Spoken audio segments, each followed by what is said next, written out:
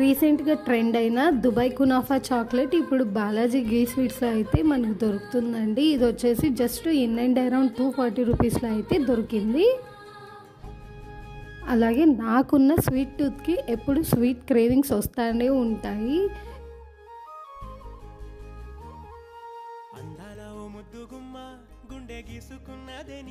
Sweet గురించి అయితే నేను ఇవాళ షాపింగ్ చేస్తున్నాను.